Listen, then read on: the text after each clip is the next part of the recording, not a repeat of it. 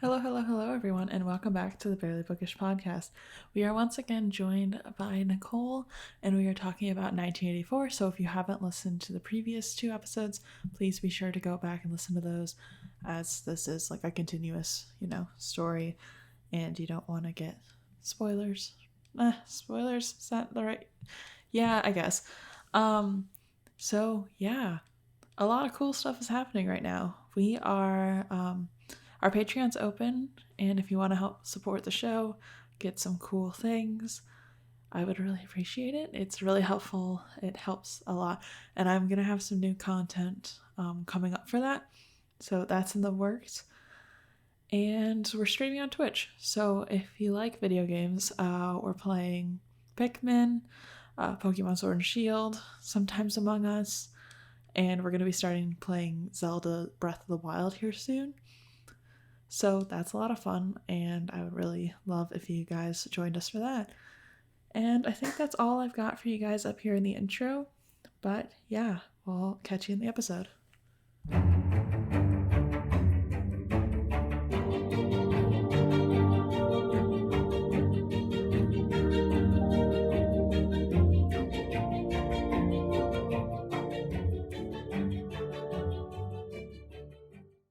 Hello, everyone. We are back with 1984 by George Orwell, and I am once again joined by Nicole. Hi. So, these few chapters that we're about to get into are interesting, to say the very least. So, if you haven't read 1984, I highly recommend reading it first because we will be a little spoilery and we're going to go through everything. So, please read them first. If you're new here, welcome. And if you're not, you know the drill. So let's get right into it. So chapter 8, Winston starts off with this is the second time in 3 weeks that he decided to miss a night at community center, and attendance is checked. So for the fact that they don't allow a lot of solidarity, I couldn't imagine having, as a introvert myself, I could not imagine being forced to constantly be around people in a community center. And like, it's not even like they're doing fun things all the time. He talks about how he attends lectures about like chess Yeah. and like all these random things. Like he says he has like 6 drinks of victory gin, attends lectures, plays a couple of games, and then goes home. I feel bad for this poor man.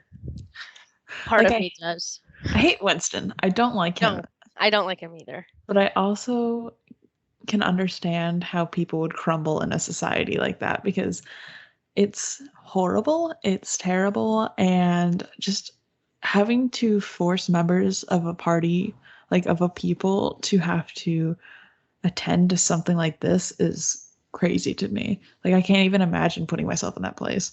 It made me wonder if chess is the only thing they play. Yeah.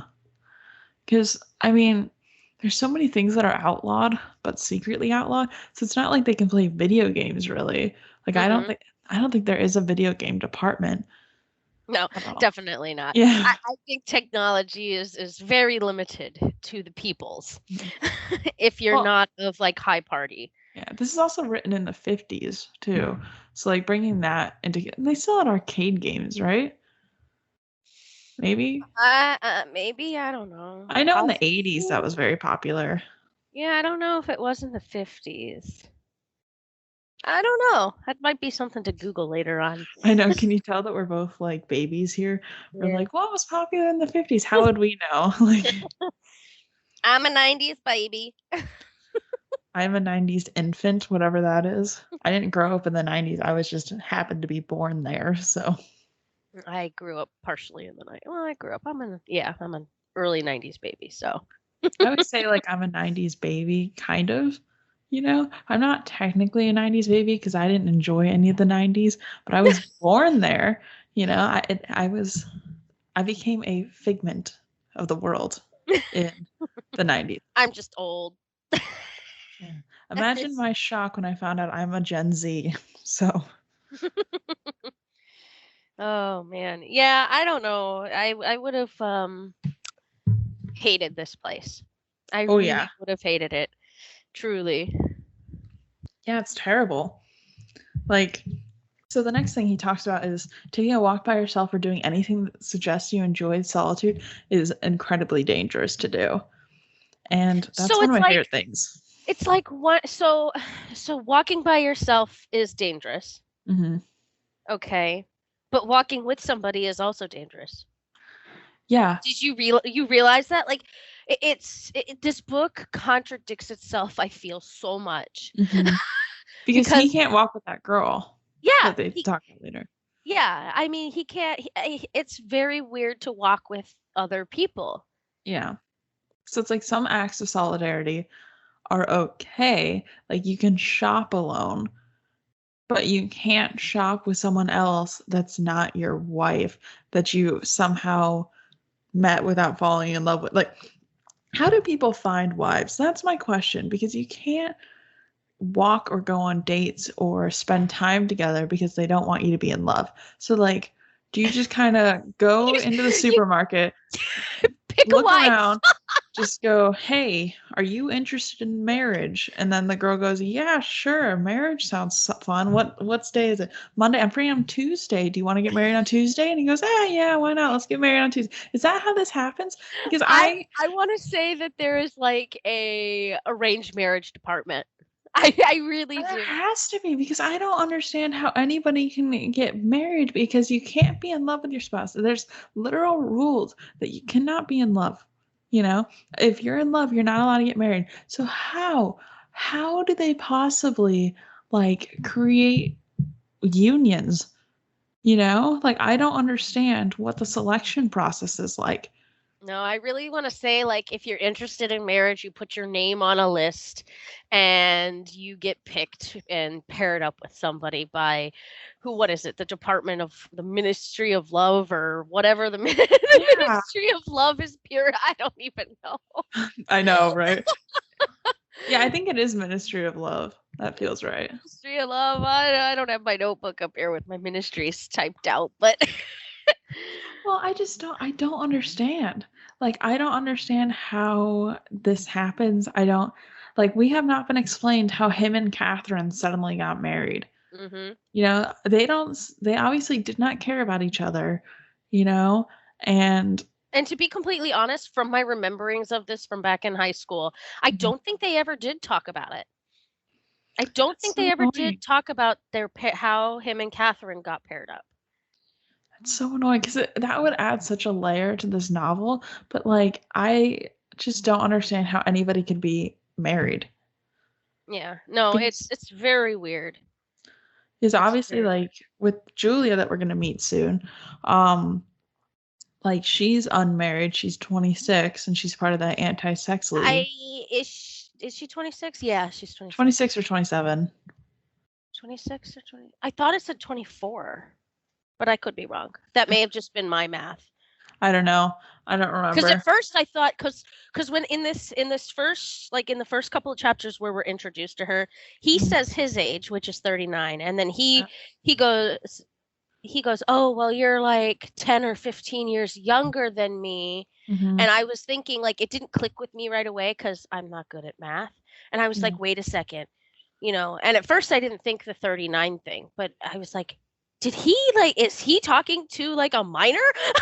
That's what I I was, thought too. I was like, I was is like, this oh author shit. living out their like pedo fantasies? Even like a 10-year age gap. Like I okay, I know some people find love in a 10-year age gap, but like No, when if she was that young, that's grooming, you know, like yeah, no, at first, before like ages came into it, like I really thought, like I was like, holy shit, like I literally had to stop reading, get my mhm, calculator out and calculate that to see, because I was like, if this man is a pedophile, I, I have some very serious questions to bring up with my high school. yeah, I know. Even I mean, still, that's even now I still have questions for I my high know. school and why they allowed us to read this. Yeah, this does not feel like a book that most high schools would allow, for Yeah, sure. absolutely. Like especially in these couple chapters that we're about to talk about, like I don't know how like even Fahrenheit 451, they talk about manslaughter in there. So I don't know how we're allowed to read these. Yeah, Obviously I wasn't allowed to because we never read it in school, but I did. Welcome to adulthood, children. Here, read this Yeah. horrible book. I know. We're going to talk about trigger warning for this book in general. They talk a lot about rape and murder, so if that's something that's going to bother you, just skip this book. Take care of yourself because that's Absolutely. going to come off this section, so make sure you take care of yourself first before um, proceeding on. And now that that's out of the way, ugh, the fact that they even talk about that, in this book should probably steer a lot of teachers away from discussing it with high school students. Like maybe seniors. I feel like seniors can be more mature enough that they can handle this, but like freshmen are still babies. Yeah, I read it as a senior. I mean, it was, but still, it's, as the world is now, I would never Yeah. introduce this to high schoolers. Yeah. I feel like Um, this is definitely college reading. no, I would say so too, only because of the content. Yeah. I think that it's the way the world is. I think this is going to affect a lot of people. And I feel like that's not something you can, you know, expose high school students to without saying, hey, this is the kind of content that's in here. If you are Mhm. uncomfortable, here's an alternative reading. I think that providing alternative reading and saying this is one of your options, but here's a whole score of option. Here's any content warnings you might need to know about. I think is better than just saying this is your only option. Read this and be scarred a little bit. Yeah. No, it's definitely interesting. Yeah. But so like the end of the end of part 1 Hmm. is there Oh, well, we can it talk about it when we gets get there because we're not there yet. it's pretty grim. Oh, yeah. We'll talk about it. We'll talk about it. We'll go back to where we are. Tangent aside. Now we are back. Winston decides to take a walk alone tonight, and he takes a walk down the. I've been pronouncing it Pearls. Is that how you're pronouncing it? Yeah, proles. Someone in the comment sections can be like, absolutely not. It's pronounced Pearls. I don't know. Prol. I've just been calling them Pearls. proles or whatever. Whatever comes to my mind as I'm reading through it. I know. It can go both ways in my mind. So he takes a walk down to the patrols again, and if they're watching him, he's going and if the patrols are watching him, he's going to end up in big trouble. Hmm. So apparently, there's a possibility that he might stop and get questioned by the patrols because he's not supposed to be in this area at all. So then a bomb goes off in the middle. Oh, trigger warning again for war. War. War.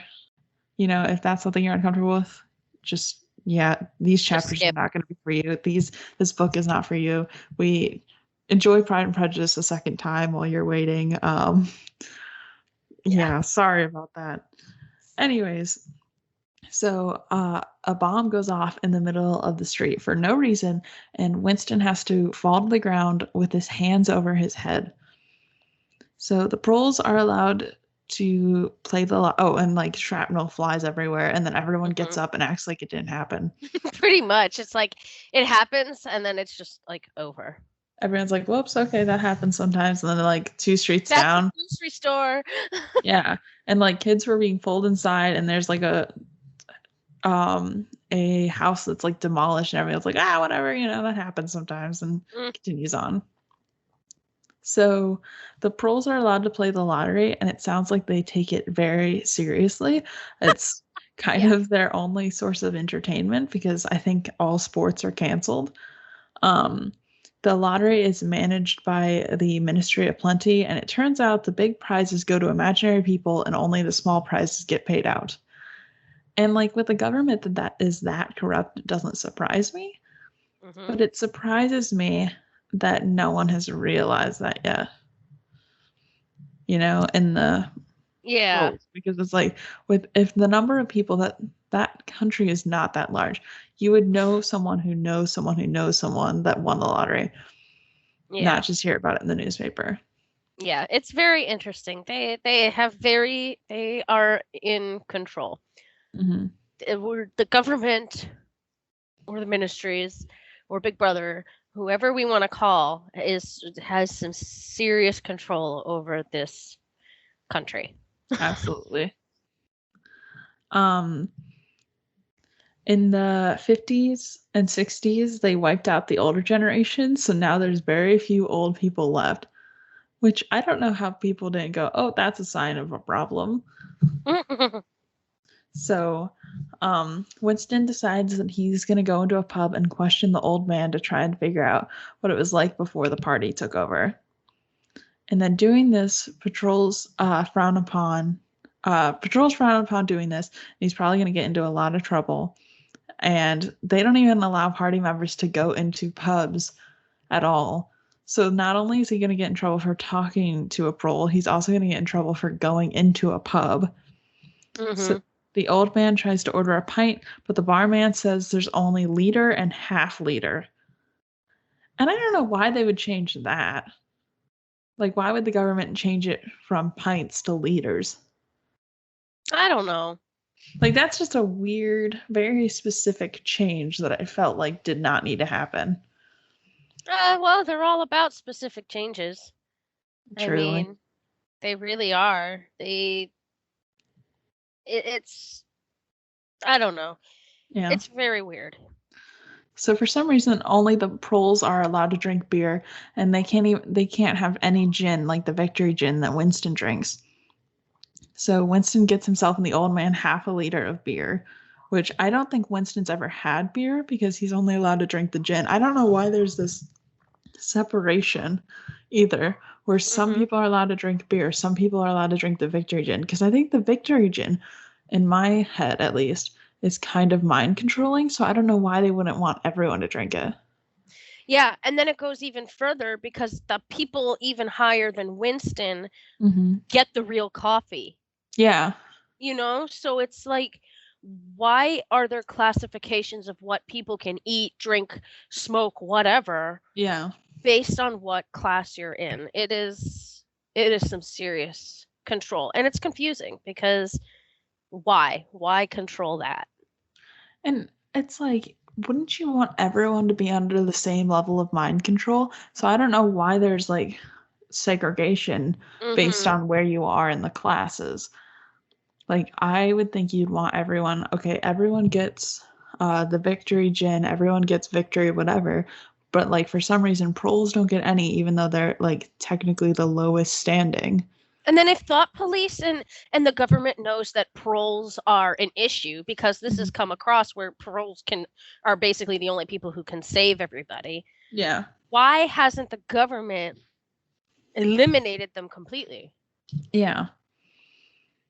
So it's like why, like you said, why are there factions? Hmm. It reminds me so much of the Hunger Games in the factions, Yeah. you Kind of like know, Divergent to me. and Divergent, exactly. So like you have your districts and everything, and Hmm. it's very Divergent or very Hunger Gamey to me. Hmm. Very dystopian. Mhm. It's just, I don't understand. Like, I know there's some specific choices he's made, like George Orwell as a writer, but like, Mhm. there's a couple of them in here that I just don't understand why he thinks the government would do that specifically. Why they would leave some people alone, why they wouldn't try controlling everyone at once. Like, I don't Mhm. understand it. Maybe our eyes will be open towards the end. Yeah, maybe. So Winston tries to get this guy talking, and Winston says how he thought everyone was in poverty except the capitalists before the party, and he thought workers were the slaves to capitalists. And that, to me, I, if you wanted to take a look at the way our society runs, like from a outsider's perspective, as if you had no play into it, Mhm. capitalists do kind of just run the world. Like, not to the extremes that he says. He basically says that capitalists were able to take your wives and all this stuff and like buy the clothes off your back and everything. And it's not to that extreme, Mhm. but you know, houses and homes and all that. Basically, you have to rely on capitalists to give you money, pay you Mm-hmm. for a wage, and hope that that wage is livable to then own a home. So it's like I can see how, from an outsider's perspective, if you never participated in our world, how you could draw that conclusion. Yeah. It's like the world's not great. We have so many people living below the poverty line, and we haven't moved the poverty line up to reflect the real world, you know? So Mm-hmm. it's just that part kind of hit me a little strong. Yeah. So the old man is not all there, and Winston is very disappointed. This guy, I don't, he seems to have suffered the same thing Winston kind of does, where his memory is very like spotted and Mm-hmm. vague. So he remembers very specific instances, but he doesn't remember the whole of the world. Correct. But Yes. it's kind of the same thing Winston's going through is he doesn't remember his childhood because technically his childhood was before the party took over, but he can't remember it at all. Like It he, seems a lot of the older people in this book are suffering from the same thing. yeah. So it's like I wonder what they gave the older people to allow them to still live where they killed the majority of old people. Mm-hmm. So it's like they had to do something to them. So Winston leaves the pub when the old man goes to the bathroom and ends up in front of the junk shop where he bought the diary originally. And then, against his better judgment, he ends up going inside. So Winston went in and bought some sort of glass object, and he's guessing that it's a paperweight. And from his description, I really don't know what this object is. I just want to say it's a paperweight. From Yeah. what I think, it's like a crystal of some kind. Okay.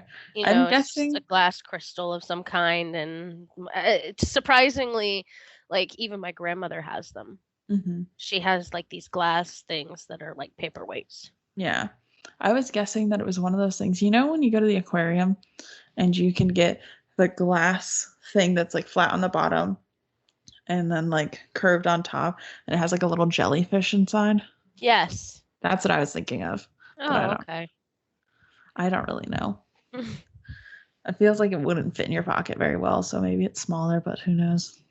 Um so the shopkeeper takes Winston up to an old bedroom to show him around, and Winston is immediately drawn to it. He's like obsessed with this bedroom. And like keep in mind, this bedroom has like cockroaches in the bed, like bugs everywhere. And he's Hmm. like, this is it, because it doesn't have a It telescreen. doesn't have a telescreen. Yeah. Exactly. That I think is what attracted him the most, is there Hmm. was no telescreen. And I think it to him looked like what you would imagine people lived like before the party. Hmm. So I think to him, it just gave him that sense of nostalgia that he's never really had. Yeah. No, he even the old guy mentions having privacy. Hmm. Yeah. So at this point, we find out that the party has burned most books. So this is a very Fahrenheit 451 situation where they don't have anything past or earlier than 1960, Hmm. which hurt me. It hurt me very badly. So Winston happens to see a painting of St. Clemens, which is put to ruins now outside the Palace of Justice. And all churches that are relatively new are now said to have been made by the party. Anything old was said to have been made in the Middle Ages, and the capitalists were said to have made nothing at all. And the thing that They bothers get me, nothing. true, the thing that bothers me about this is that they're claiming they made churches, but they don't have religion. Like, Correct. there's no organized religion because that bonds you to other people and that Hmm. creates like a grouping. So they don't allow you to have religion. So why would they make churches? Why would they even claim to make churches? What are they using these said churches for? Yeah. Like one of them got turned into a museum, but most of them are in ruins. So I'm trying to figure out how they're swinging this or if And they're I not mean, even why calling them have a churches. museum if you're trying to erase history? Mm-hmm. And later on, it's explained how it's literally day by day. Yeah. There is no past. It's pretty much present Mhm. now. It's what is happening now. Yeah. There is no past because the past keeps getting erased. Mm-hmm. Yeah, I don't understand why they would even let people know that churches exist, because that, again, just groups people into parties. Hmm. So I didn't really understand that. And what's even in the museum? Like, Yeah, obviously, they don't want anybody to know history. So I don't, like, is the museum it's a even open? church. Yeah. It's like, is the museum even open? Does it have like one scroll of like whatever they want to be there that day, and then just everything gets deleted? Hmm. It I don't makes no sense. So Winston leaves the little shop and decides that he's going to come back in about a month. So he steps out onto the street and immediately makes eye contact with the girl from the fiction department, and she hurriedly walks away. So Winston, in that moment, realizes that he could follow this girl, and he considers smashing her skull. He abandons the idea, though, because he doesn't want to put in the effort. And I do not like Winston. I know this was another thing that I highlighted the sentence about literally taking her to a quiet place and just beating her head in Mm-hmm. with a cobblestone. Like it's Yep. very descriptive with a cobblestone. Mm-hmm. Like, he's such a trash bag. And like, his result for a minor, like, granted, I know that he could be killed for this, so like, I know that that's his thought process. Like, if I let this girl go, like, I will die. But the fact that he doesn't even try and like talk to her first, and his main reaction is to be like, oh, I'll just kill her. Mhm. Like, first of all, first thought, who's gonna clean up the body? Where's it gonna go? How is that not gonna get traced back to you? Mhm. You know? Second thought, like, why is that your instinct not to be like, oh no, I can't believe this happened. What am I gonna do? His first thing is, maybe I'll just like kill her. Yeah. Like, this is not a normal behavior. No, it definitely isn't, and it's crazy because as it progresses, he talks about how if you get caught, it's either you get tortured or the proper thing to do is to kill yourself before Yeah, they get you. he goes back to his apartment and he's like, maybe I should just like kill myself. He goes, no, there's no good way to do that. Like, all this Because stuff. guns, because firearms and poisons Hmm. are are you can't get them. They're Yeah. unprocurable is Hmm. the word he used. And so the only way to do it would be what? Hanging, Jumping. jumping, pretty much it. Yeah. And I just, yeah, I like, I get why the thought process went here, but I feel like it should have gone that way before he was like, maybe I'll just like kill this other girl who was just in the wrong place at the wrong time and happened to see me coming out. But at the same time, what is she thinking? Because Yeah. she's in the same place. Hmm. If she works in the fiction department in his building, obviously then she's in a place where she shouldn't be either. So I wonder what she is thinking. I wonder if she's thinking the same thing he is thinking I don't know. because they don't talk to each other. Hmm. They just look at each other and she runs off and he's like, "Oh shit. Yeah. Do I kill her or do I kill myself or do I just wait around and they always come in the night?" I don't even know. So bad. It's bad. So part two. Yay. And Yay. again, it ended with war is peace, freedom is slavery, ignorance is strength. The whole part ended with that statement. How many times so far has that statement been laid out across our pages? I know. And I really just, that statement, every time I read it, like, hurts me. It hurts me deeply because it's like the fact that they drill this into their mind so much Hmm. drives me crazy. Yeah, This whole book is just driving me crazy a little bit just a little. because I don't know. The characters, I don't like any of them. But Yeah. like, also the idea that this could be a future and a possibility Hmm. shakes me to my core. Yeah. So, chapter 1, Winston is at work and he gets up to go to the bathroom, and the girl from the fiction department starts walking up to him with her arm in a sling. So, at this point, he talks about how it's very common for people to break their arms and like have problems in the fiction department because of this heavy machinery that they're lifting and doing. Yeah. And I was like, oh, great. So not only do you have to rewrite fiction, you have to worry about broken arms. And I'm pretty sure there's no like Workers' comp. compensation. Yeah. There's no workers' comp here. I know they make her still go to work and lift heavy machinery with one broken arm. Mm-hmm. So the girl trips and falls onto her broken arm, and Winston Oh. helps her up. And at the same time, she slips something into his hand. And the fact that she had to fall onto her broken arm, ugh. To sneakily get this paper to him. I know. But I have to say, she's a tough cookie, man. Yeah. I know. I wouldn't do it. I'd be like, cookie. you know what? This isn't worth it anymore. Like she stands up. Ooh. She stands up and she's like, it's nothing. It'll be all right in a second. Like, girl, your arm is broken and you just fell on it. And it's not even casted yet. Yeah. It's just in a sling. And you're saying it'll be all right in a second? No, honey. Oh, I'd be so mad. I've re-broken arm, like going back to the doctor. Tough cookie. If she falls on her broken arm, passes a note, gets back up, says it's okay, and I know, you'd see me crying, tears coming out of my eyes. Yeah, no. Like, I'm sure it wasn't a hard fall because she obviously planned to fall to slip in this note, but still, even like touching it, oof. Mm-hmm. Yeah. So he wanted to read the note in the bathroom, but they watch you in the bathroom, so he had to add the scraps to his desk. Like, first of all, this is coming back to the pornography department. Is that where they get their footage? I'm telling you, they get their footage from the bathroom and from married people having sex from the telescreen.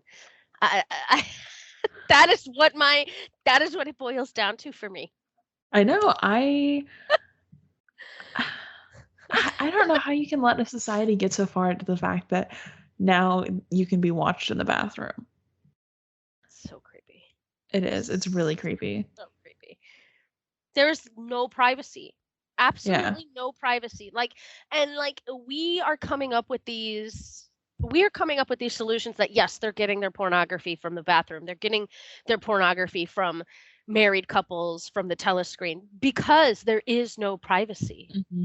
There's just none. And how would you ever know? I don't even see them having like well, they do talk about porn sec, but is porn sec an actual porn department? Where they're making porn? I don't know. And the fact that later on we find out that entire department is just filled with women. Yeah. No, it's very odd. So is it like lady porn? Lady porn? Yeah. It could be. It could be lady porn. I don't know. I have so many questions about that. Like, first of all, that is talked about a lot in this book for the fact that like we don't learn about any other department. Mm-hmm. But he brings up the porn department. What is this? The third time? This is the third time so far. Yeah. Yeah. It's so weird. It's very odd. Yeah. Apparently men in the 50s didn't have a lot else to talk about, I guess. So I guess. I would just love to sit down with George Orwell and be like, okay. Couple questions, sir. First of all, are you okay? Enlighten me. Yeah. Have you gone to therapy yet? And if not, can I hook you up with a therapist? Third question, why? Yeah. How was the war, and are you okay now? How's the PTSD? I really think, like, it's PTSD. Like, part of me just wants to say that all of this came from, like, PTSD. Oh, yeah. I mean, I think a lot of it had to. Yeah. It's very interesting. He gets back to his desk, and after, like, 8 minutes of it being on his desk, he finally looks at it, and it says, I love you on the paper. Okay. Yeah. We can talk about it because I need to talk about it. This girl knew. And eventually she finds out. But this is the girl he wanted to slit her throat beat her with a rock, Mm-hmm. Rape like her. rape her, like, and now he's getting a note saying, "I love you."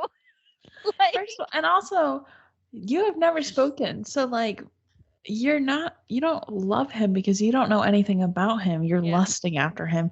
First of all, that's already concerning because he has never shown any sort of interest. I don't think that he's known to be conventionally attractive. In my mind, he is not attractive.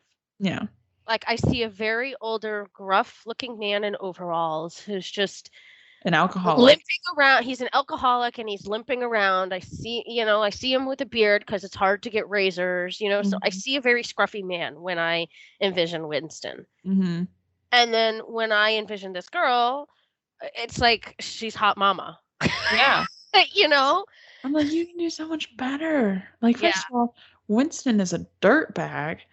Like, he is not a good person. He's not kind or nice or any qualities that you should want in a partner. Mhm. And then he's also like a psychopath a little bit. Like, he's talking about like killing someone he doesn't even know just because she had the audacity to be a member of the anti-sex league. Yeah. And he's like paranoid. After hearing he's paranoid that she's going to trap him, Yeah. or they're trying to catch him in the act of something. And it's Hmm. just it's Like, he it's looks at crazy. Winston looks at women as for what they can do for him. Mhm. He doesn't have any sort of love for an individual. He's like, if they cannot provide me with the relief that I seek, then I am not interested. Like, he literally talks about her young, youthful body, and I was like vomiting in my mouth. Yeah, like, and he still hadn't met her yet. Mm-hmm. He just got the note and he's thinking about how to get in touch with her, and he's thinking about her naked body. Yeah. And He doesn't think eh, about her, doesn't like, what's her name? He doesn't think about any of that. He thinks about her naked body, and that's it. mhm. And No. And it's like he seizes and the fear that he might lose her, or that Mhm. her youthful body might slip away from him.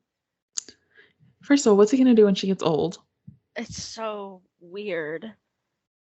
Like, he Eh, doesn't care about her personality. He doesn't care about her interest. He doesn't care about what her name is, what her hobbies, anything. Like, all he cares about is her body and her appearance.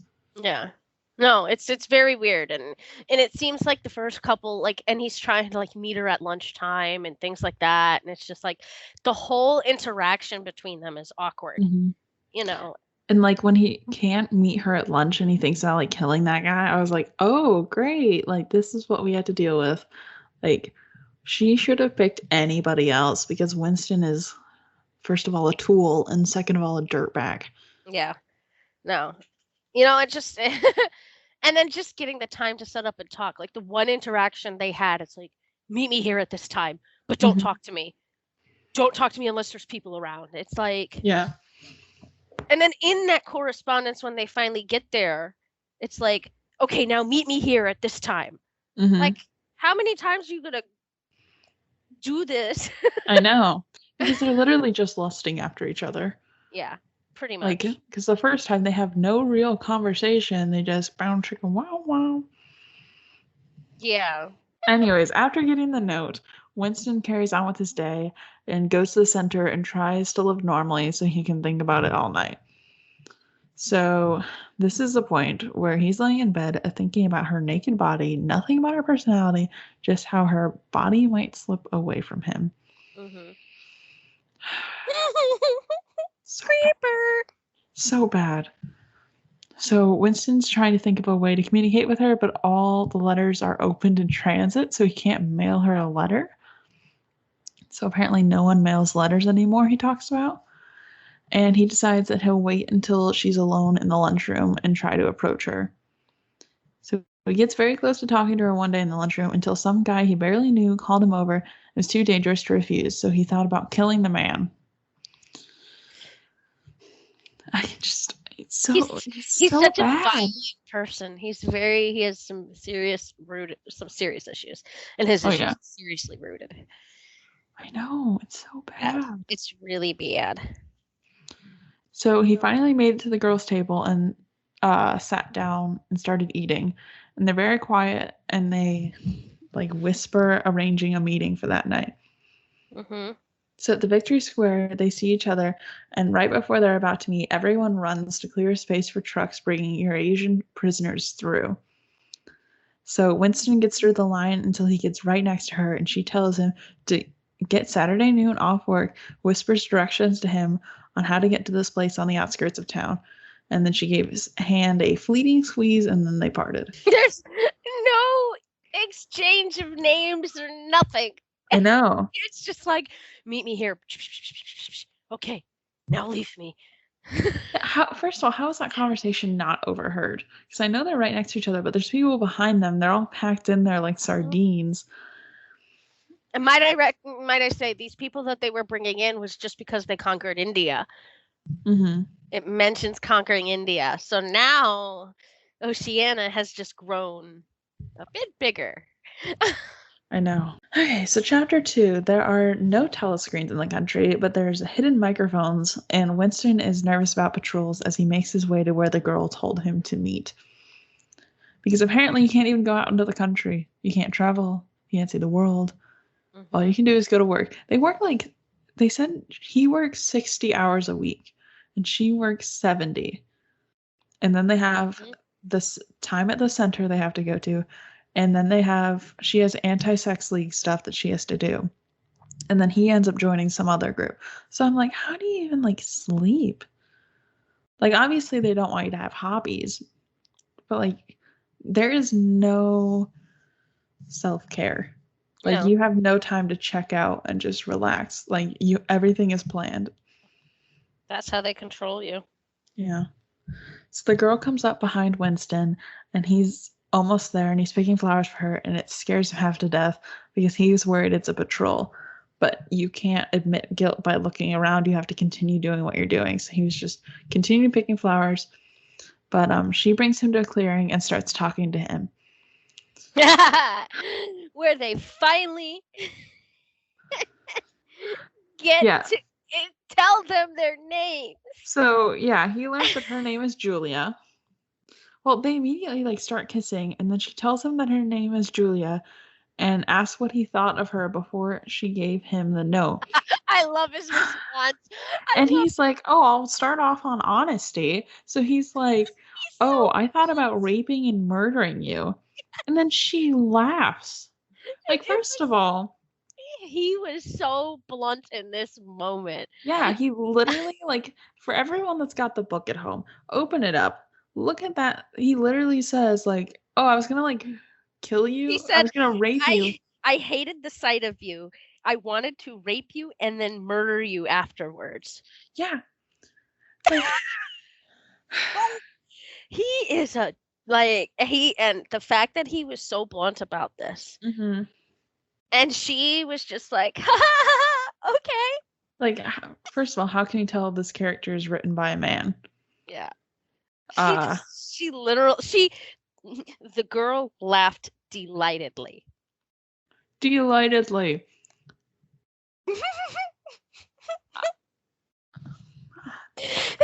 There's like so much I could say, and I just can't even form the words.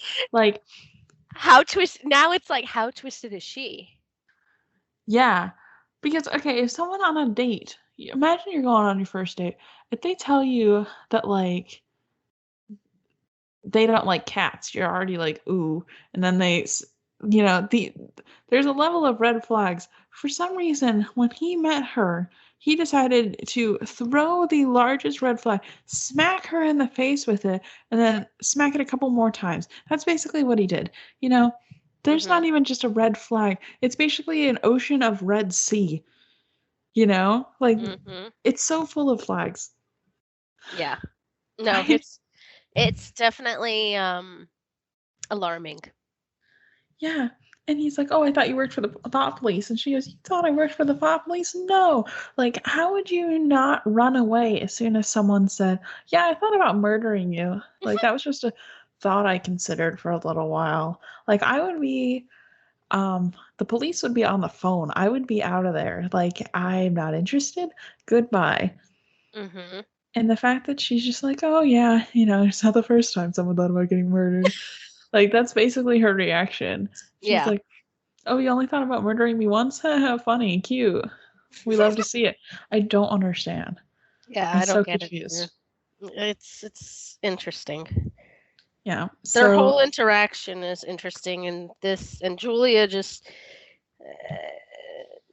she's definitely a woman written by a man. yes, she definitely is. Because Sorry, men out there, but no, male authors need to hear it. Women do not react this way when you tell them, yeah, I was gonna murder you, and then I was a little busy, so I decided not to. Like, that is not how women react to that statement. They don't laugh. They go, okay, that's cool. I'm gonna call the police now. Goodbye. Enjoy your prison time. So I don't understand. neither do I. But her character progression gets more interesting too. I feel like it gets worse and worse. It does. It Yeah. does. Yeah.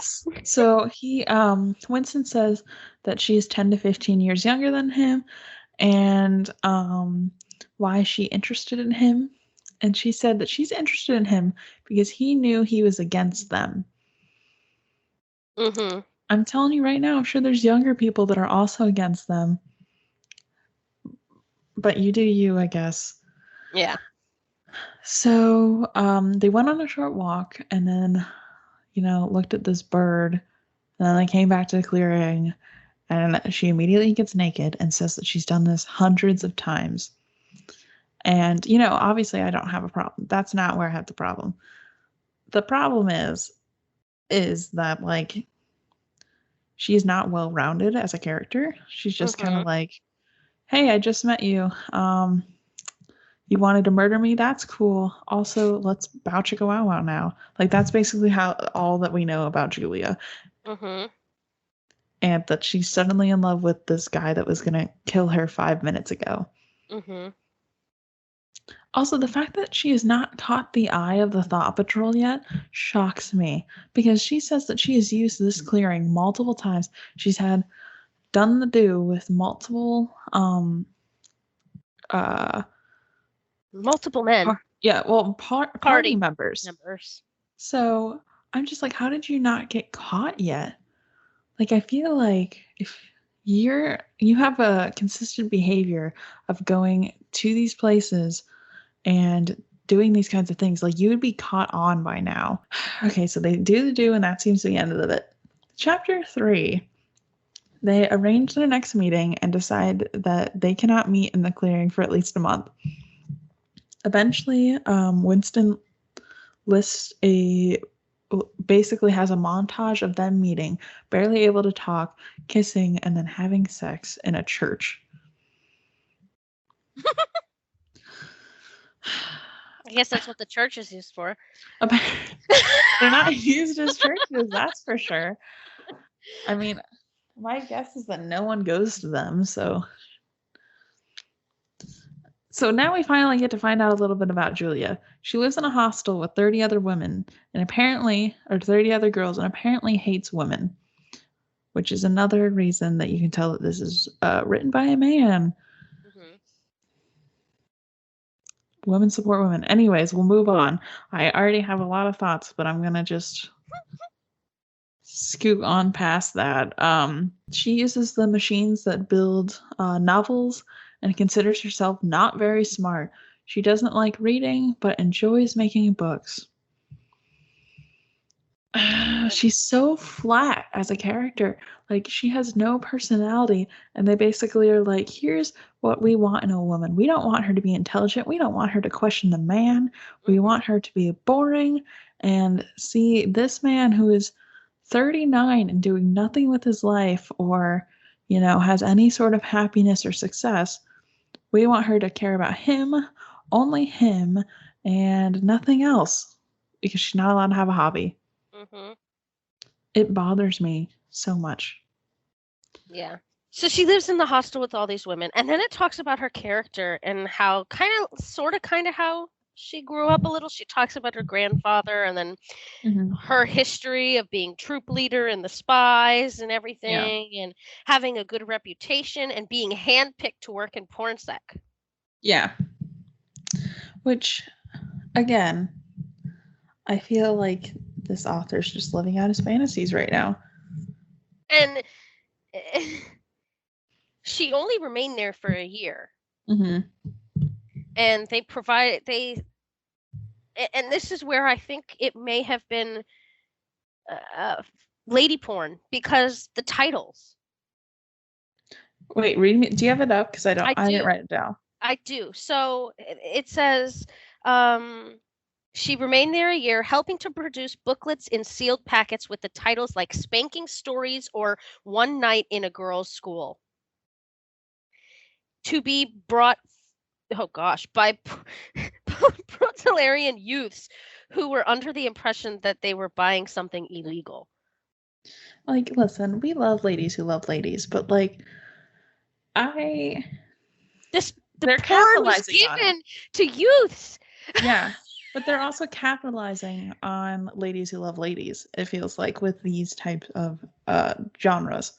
Yeah, and Winston, being the curious little gross thing that he is like, what are they like? And she tells him they're boring, really. They only have 6 plots, but they swap them out. I mean, that doesn't seem far off. So, so I'm just like, oh, okay. And they have something called a rewrite squad. What are they rewriting? I guess the porn. I don't even know. I don't understand. Like, are they writing in party members to the porn? Like, what do you have to rewrite that's political? Because basically all the rewrites are like political predictions, anything that conflicts politically. So, like, what are you rewriting? Yeah. What do they put in this? Yeah. So what's interesting is when he's talking about the hostel, they talk about how she lived with women. Yeah. But when they talk about pornsec, where is it? It's so here. They did not like having married women in pornsec because they thought girls are always supposed to be pure.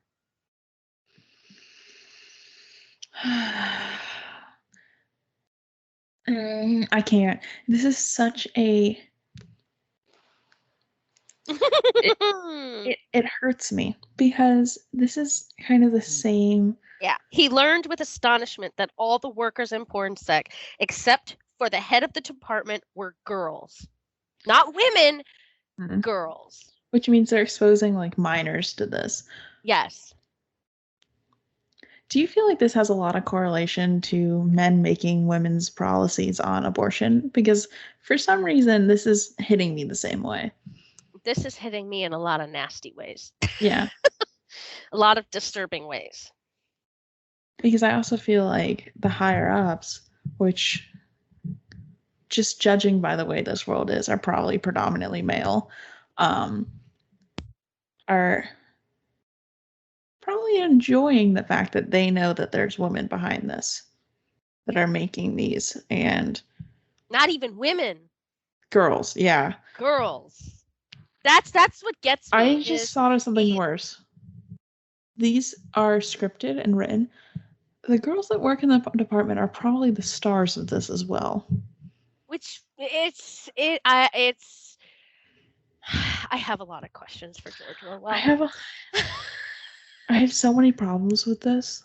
Like, yeah, it's very. I don't even know where to start. Like, as reading this part, my entire heart's just kind of like, why? Is the main question that I keep coming back to. Like, you didn't have to. You didn't have to put this in there. And yet this is like a big prominent thing we keep coming back to. Like, Julia had her first love affair when she was 16. Yeah, that's the next thing we learn. Her first love affair was when she was 16 with a man who was 60. First of all, that is grooming. Any girls out there, if you are a minor and an adult man, whether he be 25 or 60, says that he is interested in you, I want you to very, very carefully look at the fact that this is why he's single and why he's with people that are not his own age. There is Tell an probably adult. a reason. You If tell you're an a adult. minor and tell an adult. I don't care if you're a minor at the age of 17. Tell an adult. Because there's a reason that they are talking to you, and it's because they are grooming you. If they are not interested in you when you are 20 and they are interested in you when you are 17, there's a reason. That's all I'm going to say on that. But please tell an adult, talk to a therapist. Not for you, but to get a unbiased perspective on that, because your friends are also the same age as you probably. So yeah, Yeah. it's just. And this 60-year-old man, Mhm. it mentions that he committed suicide, and how she mentions it's a good thing, and he did a good job at it too, because they would have gotten her name. Mhm. Would have gotten her name out of him if he confessed. Since then, there had been various others. Like Julia, Julia is, I'm sorry. Gosh, can I even she's use been this word? groomed. She's been Is groomed by pedophiles. Yeah. And like they It's basically, the way George Orwell wrote her is to just enjoy that now. Like she only wants older men. She doesn't want anyone around her age.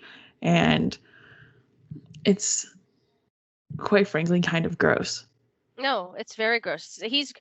He like it, it's made me disgust Julia. The hard thing too is that there's no protection for minors at all, Yeah. because obviously what she's doing is already illegal. Yeah. So But now she, she's of age, and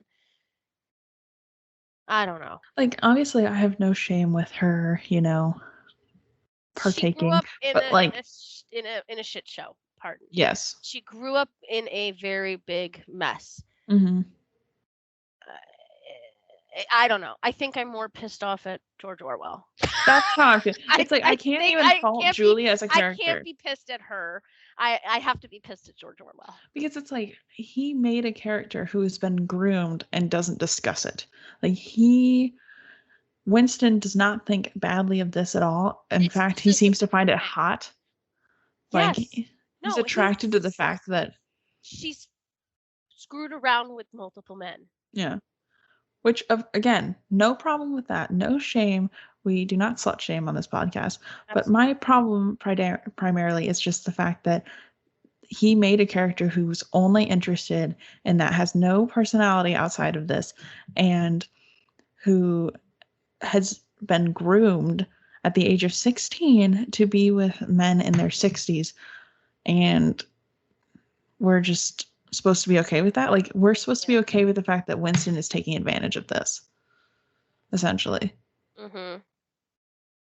And I think it's like no slut shaming, but it's just disgusting that Winston's just a disgusting person. Mhm. And the further we get on, he gets more and more disgusting. Yes, correct. Like, he's just, the problem with Winston is the fact that he does not care about Julia at all. He cares about the fact that she has a warm body. Yeah. She's a warm Like, body for him to screw. yeah. And that is my main problem here is I want Julia to have character development. I want her to be an Mhm. actual person and have interests and hobbies, and she doesn't. She Mhm. only cares about her job. And not that being a workaholic is bad, but the fact that she has no interest outside of that besides Winston. Not Like, only that, it's like she's not allowed to have character. yeah, this Like is not pass the Bechdel test. Even Winston is like, you're a rebel from the waist down. Yeah, and she's like, oh, ha ha ha, like, Yeah, she's like, ha ha ha ha, you're right, and she just climbs all over him. It's like, that's just basically saying like anything higher than your waist, which is your heart, mhm. your brain, anything, the knowledge center.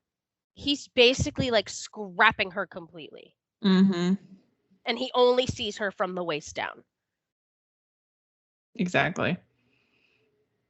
It's Winston's disgusting. disgusting. Absolutely disgusting. Poor Julia. She But deserves it. she's crazy.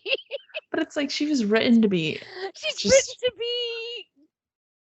She's written to be how she's written. She's written to be flat. You know, she's Yeah. not written to be a character. She's written to be a female for Winston to be interested. She's not written to be her own person. Mm-hmm. And I think that's what bothers me the most. Yeah. Especially because she plays such a big part in this section. Yeah.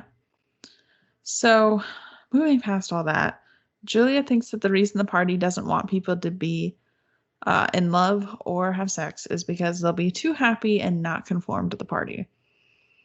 So Winston tells Julia about the time he went hiking with Catherine and they got lost and they were looking at the edge of a cliff while Catherine really wants to get back to the group. And Julia asks why he didn't shove her off. Keep in mind, Catherine is his ex-wife for anybody that. Not even his ex-wife. They're still married. They're still married because they can't get a divorce. They've been separated for like 10 years though. And they're still married. Still married. But like the fact that Julia's what? He says he should have. I know, and the fact that Julia's reaction was like, "Hey, just like shove her off." I'm like, no. Murder is not. And he's like, "The reason I didn't was like cuz it's kind of an inconvenience, you know." And I'm like, "Lots of paperwork." And I'm like, "Dude, what? What?" And like he doesn't even know if she's like technically been banished or not. The only reason he thinks she probably hasn't because he thinks he would no longer be married, but he has no idea. I mean, how do you find out if you're still married? Do you go to the department and be like, "Can you tell me if my wife is alive?" I know, because I don't know. I don't understand. So they decide to go back to the clearing again at some point and they start making arrangements. All right, so chapter 4. Winston rents out a bedroom from the shopkeeper, the same bedroom that is full of bugs. And so Winston tries to meet up with her again and she has to cancel. And he has this moment of rage where he's like, well, she might be cheating on me every time that she can't meet up with him. Keep in mind, she works like 70 hours a week. Wasn't the reason because she was on her period or something? They don't directly say that, but it's implied. Like she says, it's that time of the month. She said it's something about like it's that time. It's that time. So it's like as soon as that hit me, I thought, oh, she's on her period. Either that or she could be talking about hate week as well. Could be.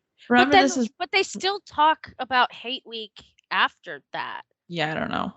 Like it's either she's on her period or it's hate week. I can't tell.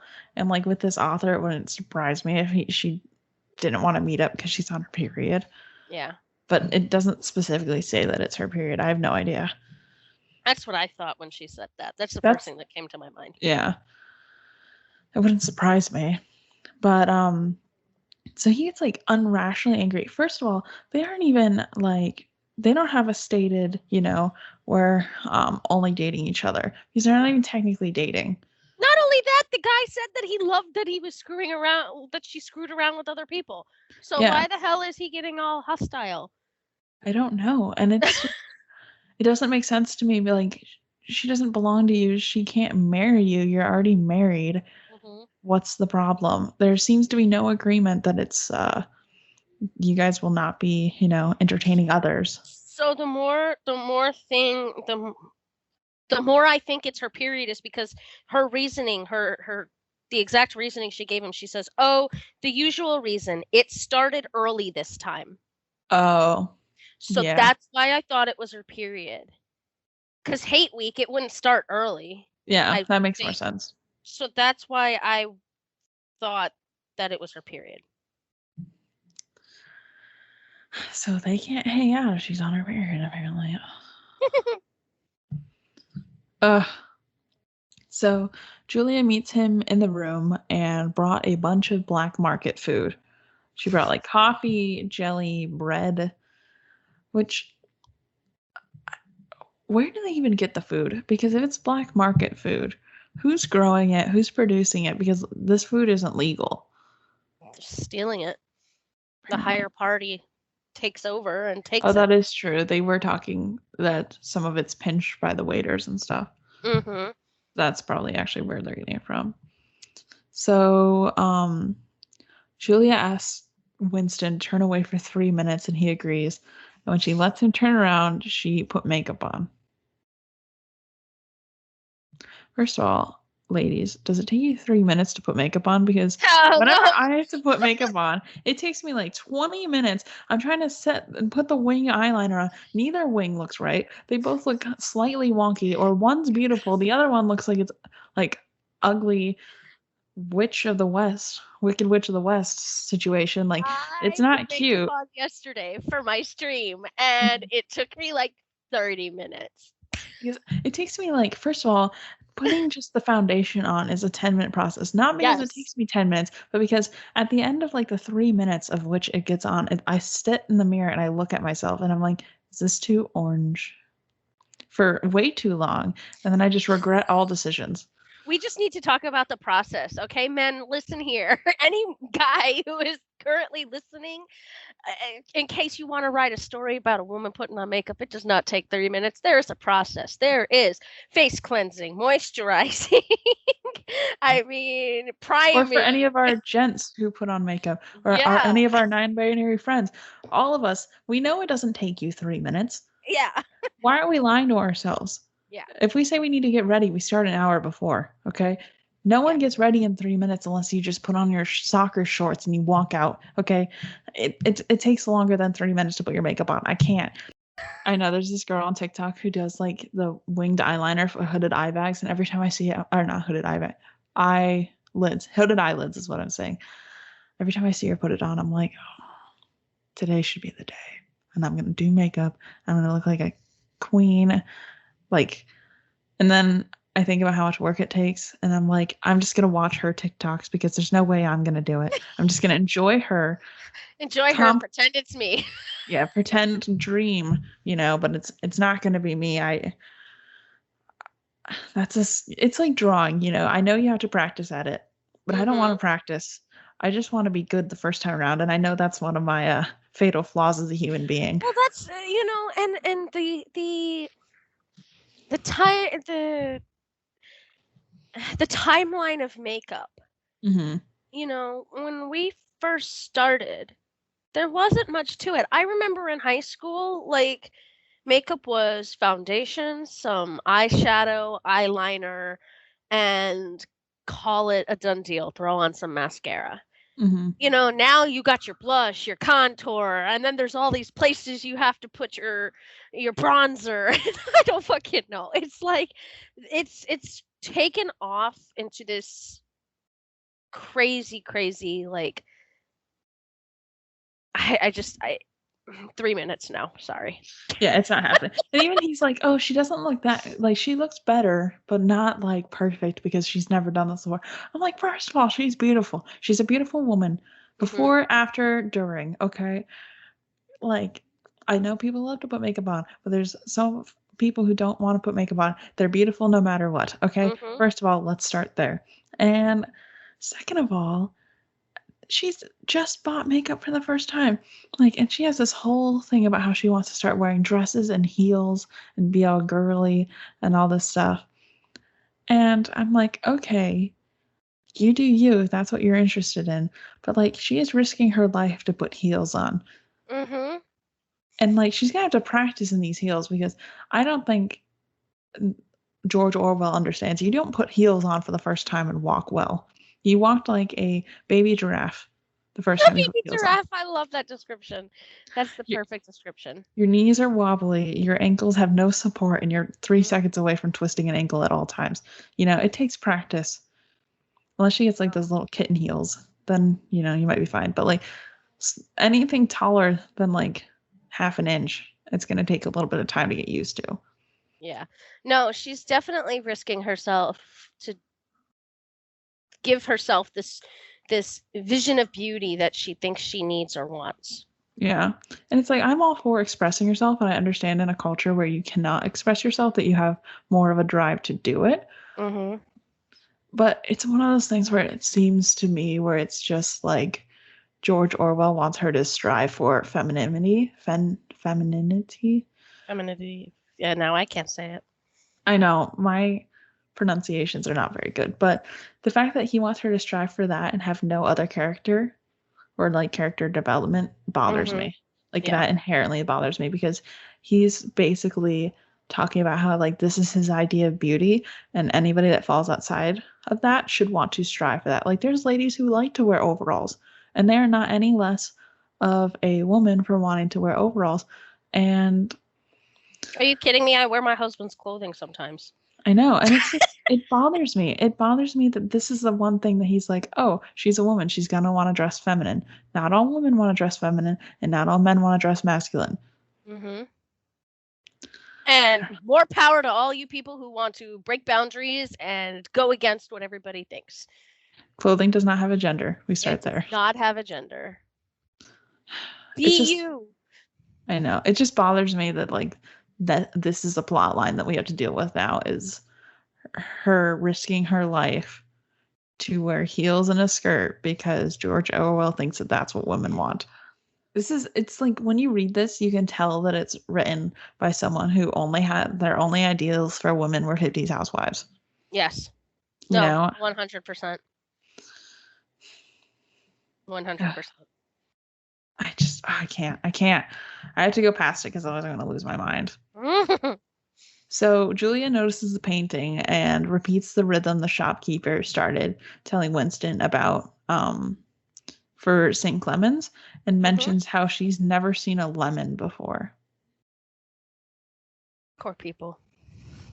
I love lemons. Why get rid of a fruit? Why are we not allowed lemons anymore? I don't understand. So, chapter 5, Syme has officially vanished. Which Yeah! I know. just want to say, I read that first line and I was so excited. I was like, yes.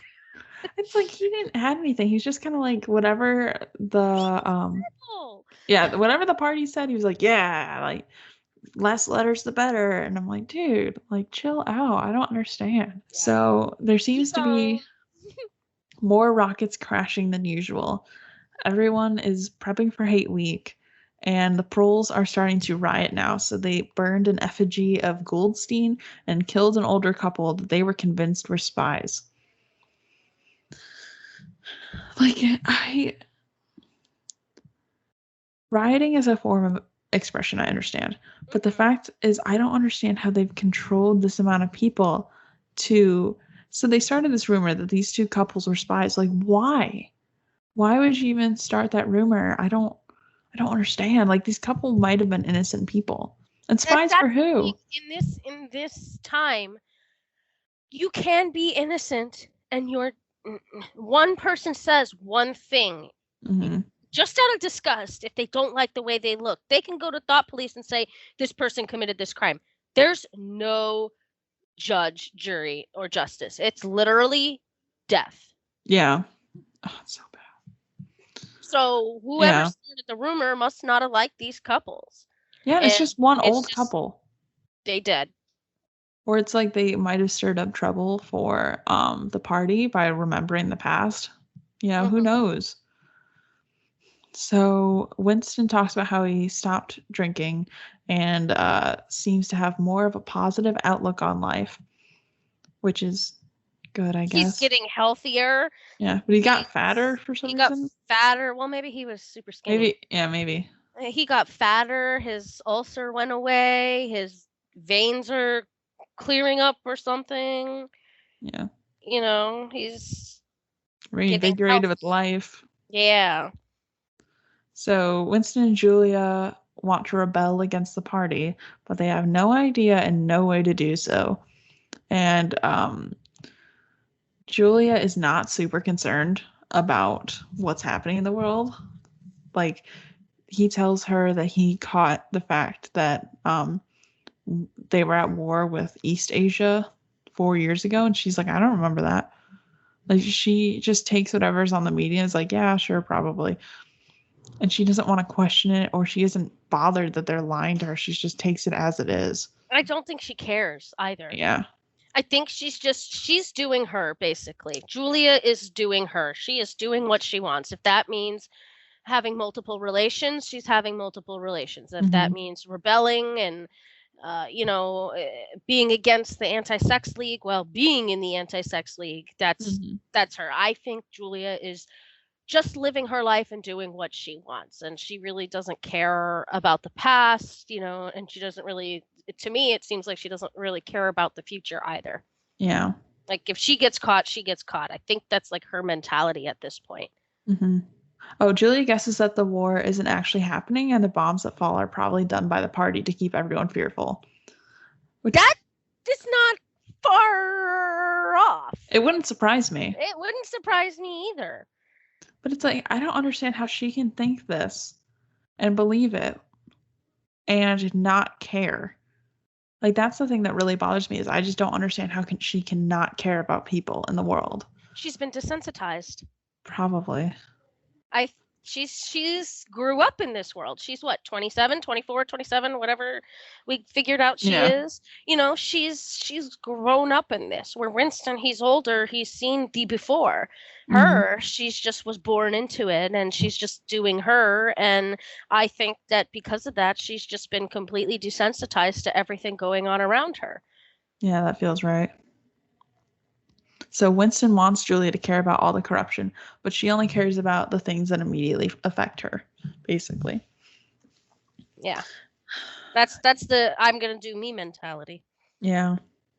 It's not good. Like, it's really not good. And it's just, things like this really show their age gap. Mm-hmm. And it's like, they don't have anything in common. Her mindset is still almost childlike. Yeah.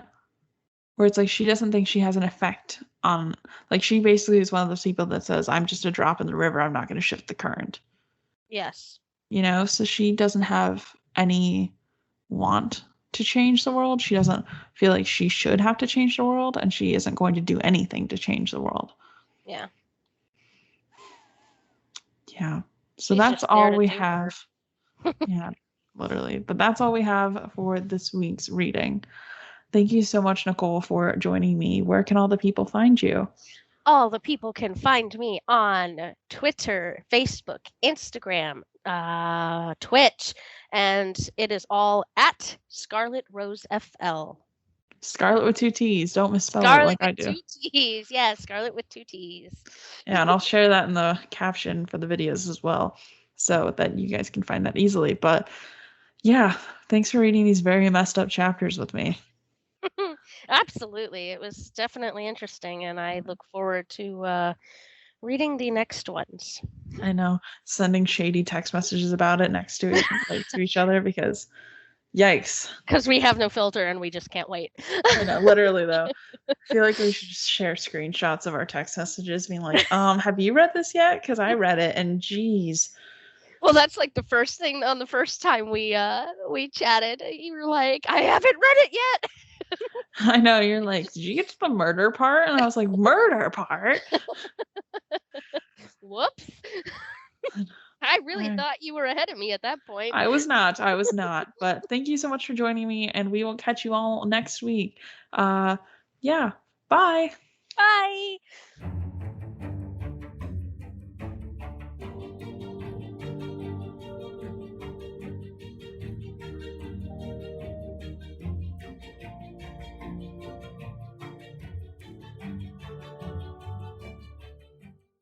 Thank you all so very much for listening to this episode of the Barely Bookish podcast. Next week, we'll be continuing on with our read through of 1984, and I really hope you guys are enjoying those episodes so far.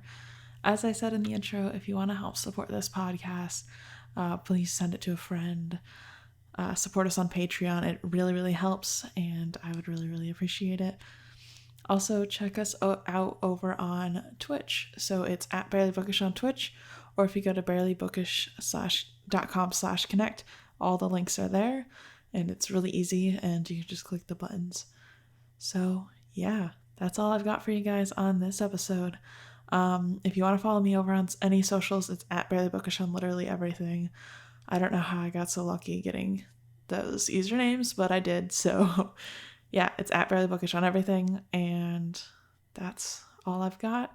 Our logo is designed by my little sister Sarah. Our song is by Raphael Crux from freepd.com. And yeah, I'll see you guys in the next one. Bye!